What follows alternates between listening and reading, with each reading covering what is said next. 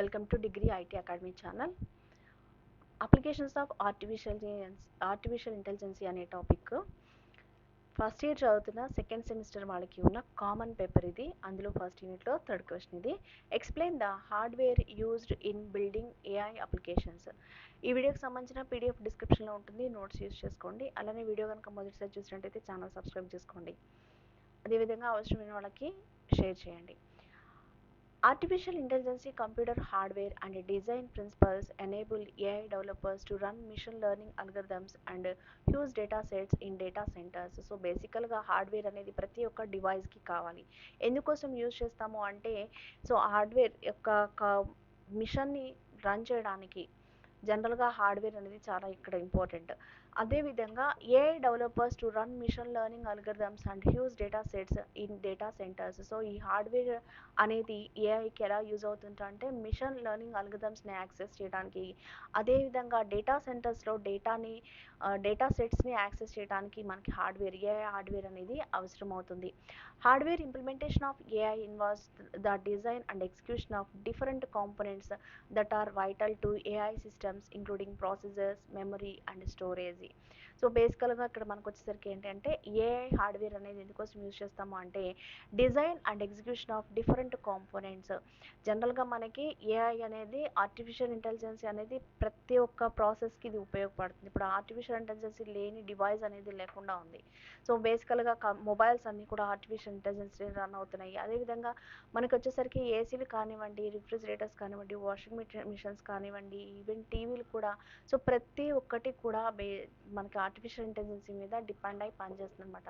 So design and execution of different components, ఈ hardware అనేది వాటిని యాక్సెస్ చేయడానికి ఉపయోగపడుతుంది అనమాట. ఇందులోకి వచ్చేసరికి మనకి ప్రాసెసర్స్, మెమరీ అండ్ స్టోరేజ్ మెయిన్గా ఉన్న hardware. AI algorithms requires to tremendous amount of computing power for their proper functioning and hardware plays a crucial role in providing this support. So ఇక్కడ మనకి వచ్చేసరికి ఏంటంటే AI algorithms రన్ అవ్వాలి అంటే మనకి ఎక్కువ పవర్ అనేది కావాల్సి ఉంటుంది అనమాట, కంప్యూటింగ్ పవర్. సో ప్రతి ఒక్కటి కూడా ఆర్టిఫిషియల్ ఇంటెలిజెన్స్ని అడుగుతూ యాక్సెస్ చేస్తుంటారు. అంటే ఏ డౌట్ వచ్చినా ఏఐని సపోర్ట్ చేసుకుంటారు.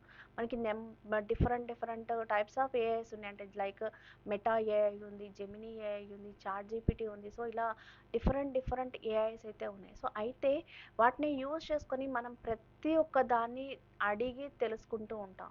సో అలాంటి వాటి కోసము మెమరీ అనేది, అదేవిధంగా ప్రాసెసర్స్ అనేవి స్పీడ్గా ఉండాలి, మెమరీ ఎక్కువగా ఉండాలి, అదేవిధంగా స్టోరేజ్ కూడా ఎక్కువగా ఉండాలన్నమాట. సో ఎక్కువ హార్డ్వేర్ అనేది ఇక్కడ మనకి అవసరం అవుతుంది. అందుకోసమే hardware plays a crucial role in providing this support. So ఏఐకి హార్డ్వేర్ అనేది ఎక్కువ అవసరం అనమాట, ఎక్కువ రోల్ని ప్లే చేస్తూ ఉంటుంది. మనకి ఇందులోకి వచ్చేసరికి మొదటిది processors. The processor is the core component of any computing system and AI systems, no exemption. So ప్రతి ఒక్క ఎలక్ట్రానిక్ డివైస్ అన్నిటికీ కూడా మనకి హార్డ్వేర్ అనేది చాలా ఇంపార్టెంట్ అనమాట. సో ప్రాసెసర్స్ అనేవి చాలా ఇంపార్టెంట్, హార్డ్వేర్ కాదు, ప్రాసెసర్స్ అనేవి చాలా ఇంపార్టెంట్.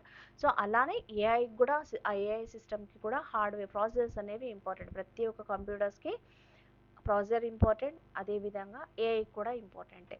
సో దానికి ఎగ్జంప్షన్ ఏమీ లేదు. The process speed determines the computational power of the system and AI algorithms required a lot of computing power. So process అనేది జనరల్గా స్పీడ్ అనేది చాలా ఇంపార్టెంట్. అందులో ఏఐ అల్గరిథమ్స్ని రన్ చేయాలి అంటే ఎక్కువ కంప్యూటింగ్ పవర్స్ అనేవి ఎక్కువ కావాలన్నమాట.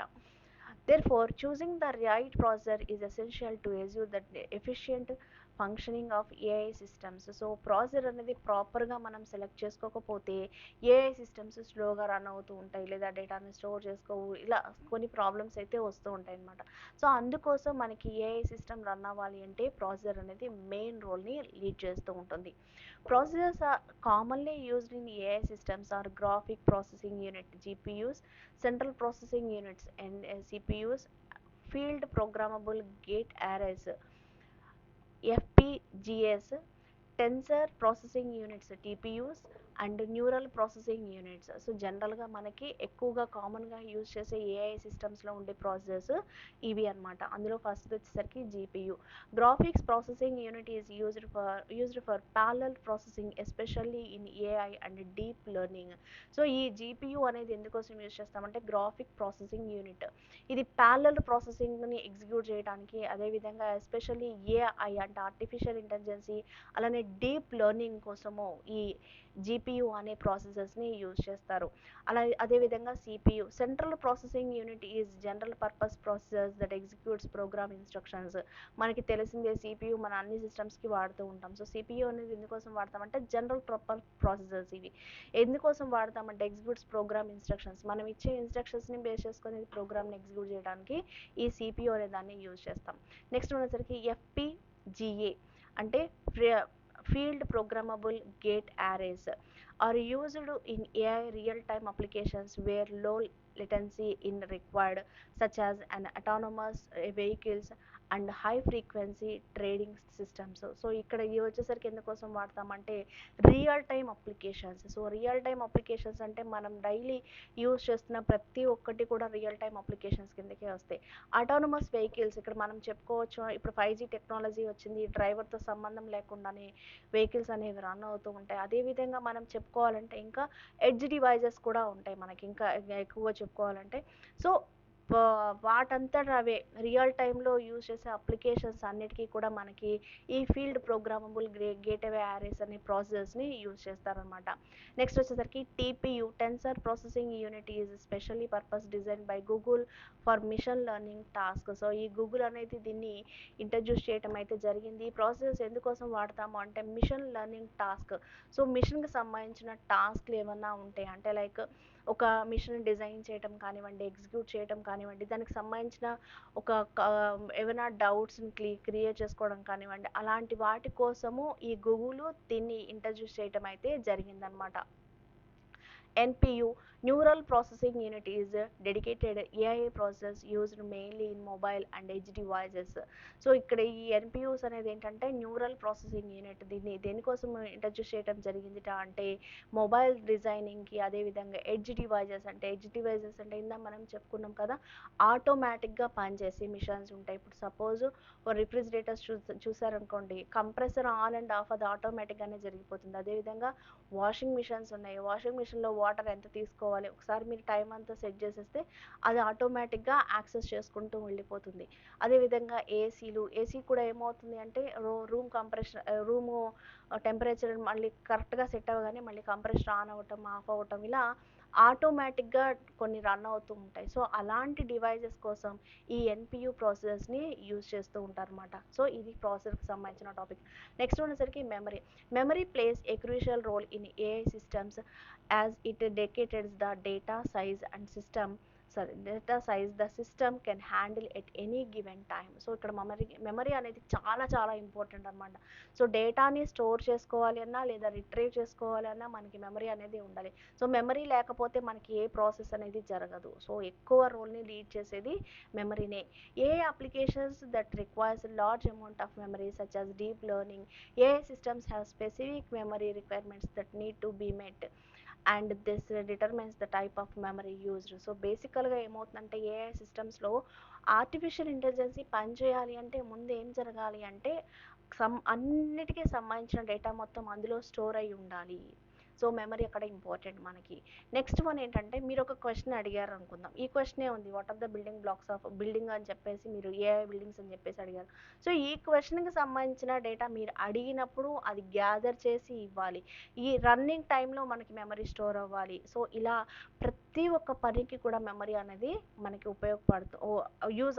అవసరం అనమాట. సో అందుకోసమే ఇక్కడ మనకి లార్జ్ అమౌంట్ ఆఫ్ మెమరీ అనేది ఇక్కడ చాలా అవసరం ఏఐ సిస్టమ్స్కి. Memories commonly used in AI systems are random access memory and video RAM, VRAM అని చెప్పేసి అంటాం.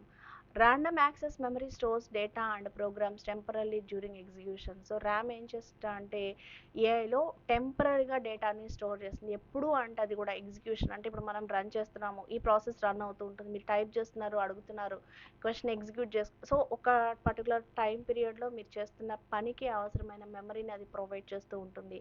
దాన్ని ర్యామ్ అని చెప్పేసి అంటాం. అలానే video RAM is specially memory used for GPUs for graphics and AI processing. So ఈ VRAM అనేది ఎందుకోసం యూజ్ చేస్తామంటే గ్రాఫిక్స్ డిజైనింగ్ కోసం, అదేవిధంగా స్పెషల్గా ఏఐ ప్రాసెసింగ్ పనిచేయడం కోసం ఈ VRAM అనే దాన్ని యూజ్ చేస్తూ ఉంటారు. నెక్స్ట్ మనసరికి storage keeps data permanently. Storage అనేది డేటాని పర్మనెంట్గా స్టోర్ చేయడానికి ఉపయోగపడుతుంది.